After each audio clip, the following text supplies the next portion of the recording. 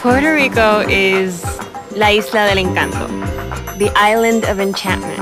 And I think it's called that for good reason, because it's just so full of life and it's colorful. It has warm beaches and perfect weather, and the sun is always shining.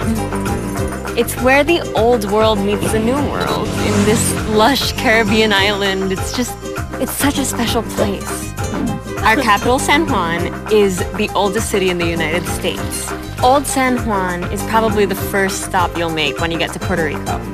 It's got this gorgeous architecture, and it's this colorful place where all of our different cultures meet. And you've got some amazing places to eat, you can dance, you can listen to some lively music. It's really fun. In the old city, we have the Spanish fortress El Morro.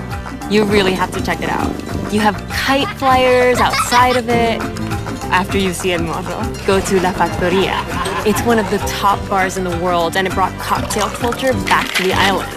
Check out the Lavender Mule when you go there. It's super refreshing. And then head to the beaches. If you want to see a more hip, artsy beach neighborhood, you should go to Ocean Park in Santurce. It's a really chill place to hang out. You can do some yoga or book a stay at the Dreamcatcher.